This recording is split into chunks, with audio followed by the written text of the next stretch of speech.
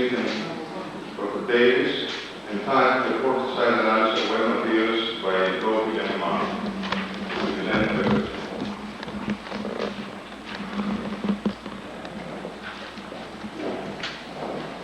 Well, I have to say I was pleasantly surprised this morning during Professor Singh's excellent review on pore structure characterization to hear NMR mentioned as a pore structure technique. It seems it's rare to even hear the words pore size, distributions, and NMR in the same conference, no less in the same talk. So I'm not sure if that's a sign we're making progress or not. But what I'll talk about today is primarily going to be on characterization of wet materials. So notice the wet materials.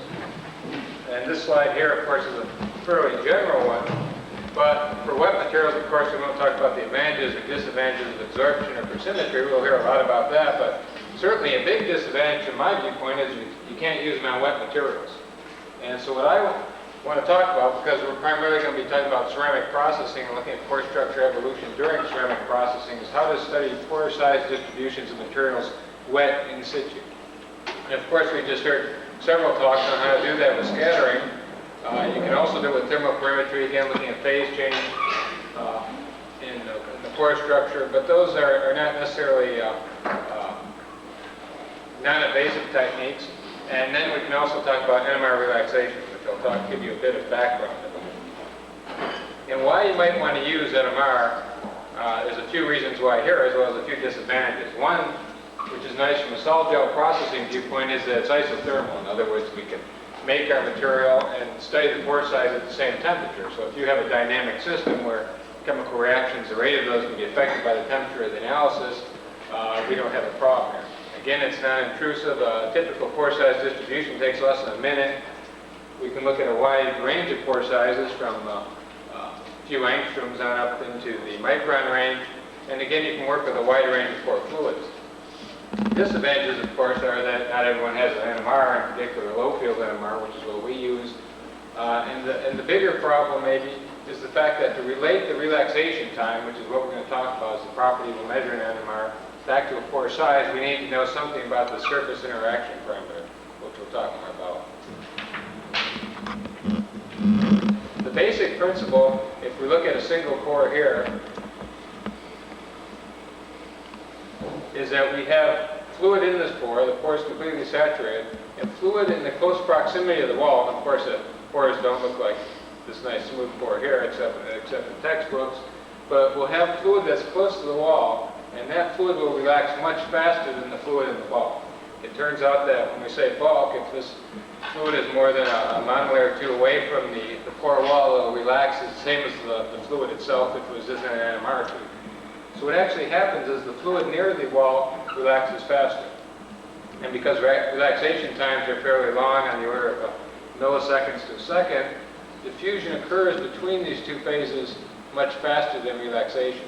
So what we're actually going to measure then, if we measure the relaxation time of the fluid in this pore, will be some weighted average, which is a function of the relaxation time of those two phases, as well as the relative volumes of those two phases. And from those relative volumes then, which shows up here in terms of the surface area and pore volume of that particular pore, if we define a pore radius then as the hydraulic radius, twice the pore volume to surface area, then we can relate this T1 we'll measure for that particular pore, that's the surface spin last relaxation time for the fluid, back to two constants, this alpha, beta, and the pore size. Now alpha is just 1 over the relaxation time of the fluid, the bulk fluid, so we can just measure that independently in an NMR tube. The problem is how to find out what the surface interaction parameter is. And there are several different ways to do that. One way is if we have a fairly high surface area material, all we'll do is just dry the sample down, so we just have fluid just sitting on the surface, and then we can measure the surface relaxation time directly. Another way to do that is actually just change the amount of fluid in the material and see how T1 changes, and from that we can also find out this surface interaction parameter beta. Now the problem again is that beta is a function of temperature we do the experiment at, the fluid in the pores, the frequency, and the solid chemistry itself. And by frequency, that's why we do most of our measurements at lower field, typically 20 megahertz, is because the surface enhancement is, or surface relaxation is enhanced at lower frequencies. Now, the other advantage of that is, of course, is we do experiments on a $20,000 NMR instead of $500,000. The big problem was, and those principles were certainly known back in the 50s by the people who worked in the petroleum industries who were interested in making downhole NMR probes to look at pore structure of geologic formations. The problem was that the relaxation depends upon the, well, I said the relaxation depends upon the pore size. The problem is if we have a distribution of pore sizes, that means we have a distribution of relaxation times.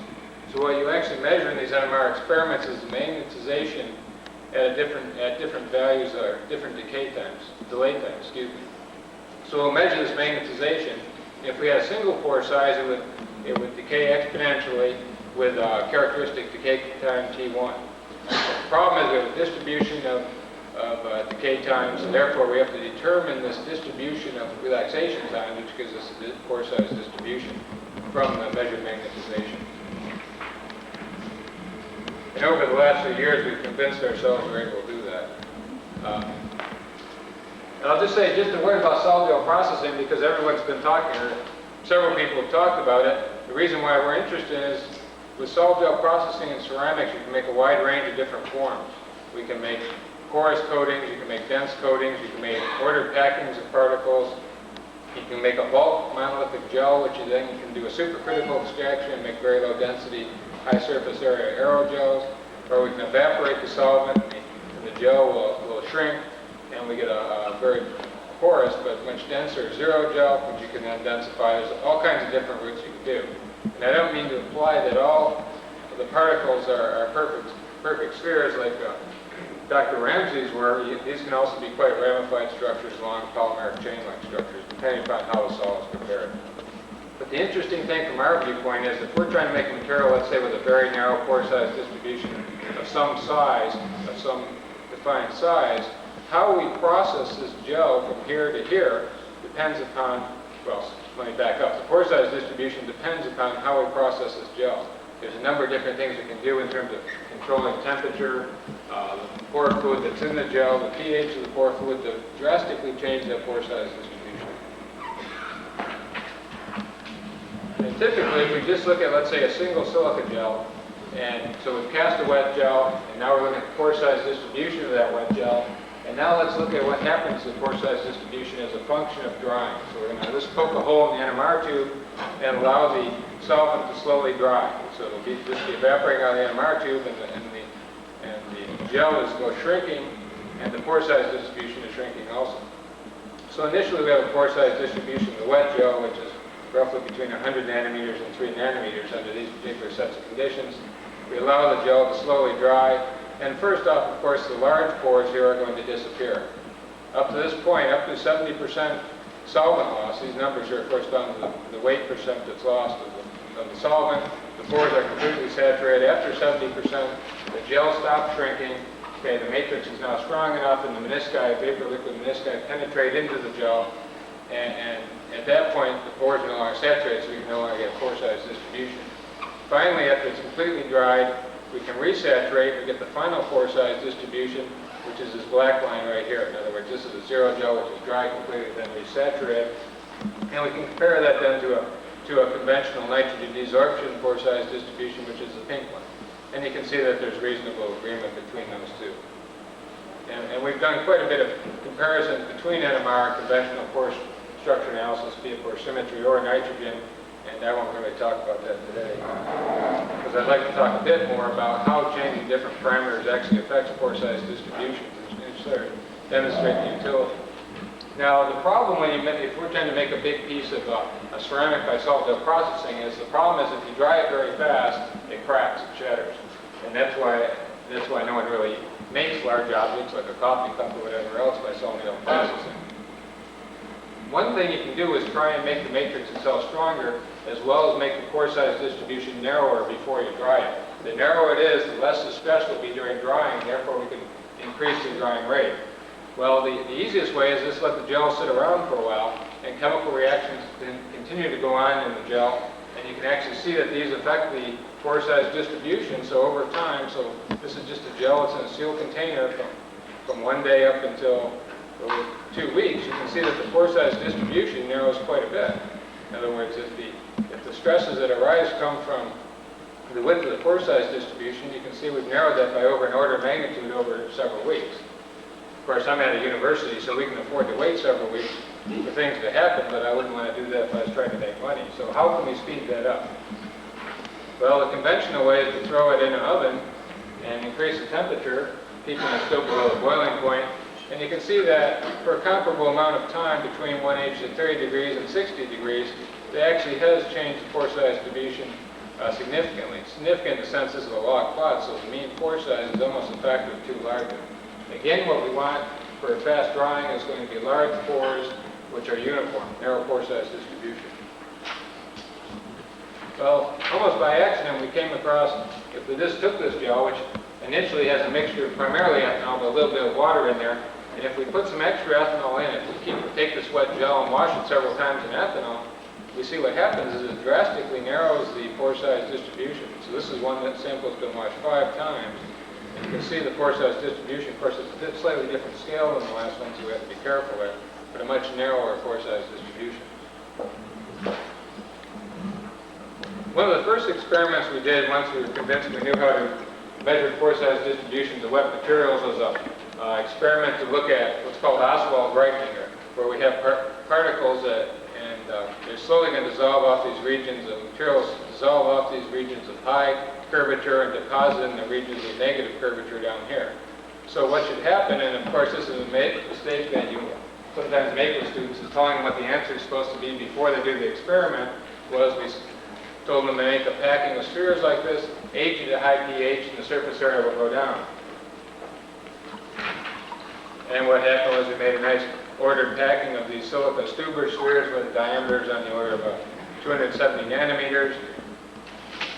And of course, since they respect me so much as an advisor, the surface area went up instead of going down as we went to higher pH. Now in silica, the solubility is higher pHs, so the dissolution rate should be higher, and therefore we expected the surface area to drop down from 23 or so down to 14 as we filled in those necks. Well, that worried us a bit as why the surface area went up instead of down. So what we did the same experiment now, except now we're doing it on a dilute solution. So now there's no more particle-particle contacts, so we shouldn't have any surface area change at all. There should be no dissolution at all. Well, there'll be a little bit of dissolution, but we shouldn't have any redeposition in the contact areas. And that's what these 2 points are up here at the same pH.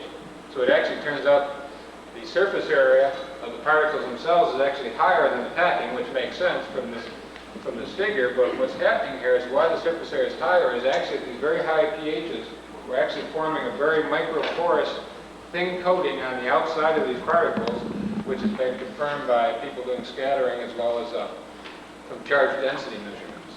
So this is actually the formation of a microporous layer. If we dry it, however, if we measure the surface area of these particles after drying, in either the packing or the slurry, all the particles still lay at 25 meters squared per gram or so. So actually what happens during drying, we actually collapse that very small pore structure that's on the surface of these particles.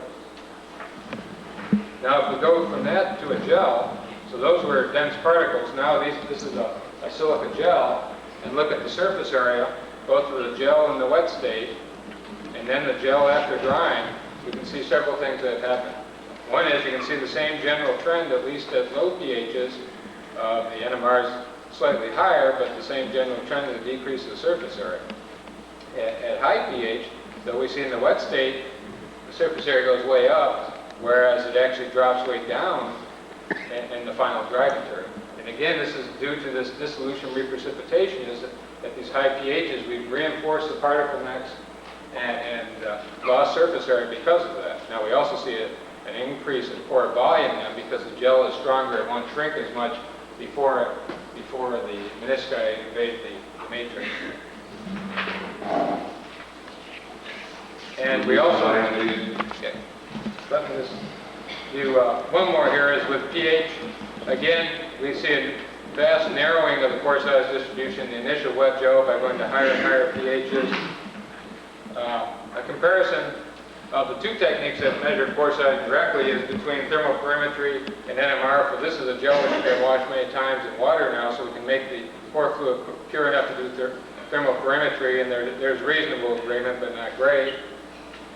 And let me put one, I'll end up with not a conclusion, but actually a problem, the fact that no one here yet today has talked about the fact that the pore size distribution throughout a sample isn't necessarily uniform. In other words, at different points in the sample, the pore size distribution can change, and we never, at least I've always assumed that it's uniform throughout. We grind the sample up and throw it in the container, and what we get is what we get. Actually, that may not be true, and if I had more time, I'd show you that it isn't true for main materials, but and the answer to that is doing magnetic resonance imaging, which is the subject of a poster that we have here also. Thank you.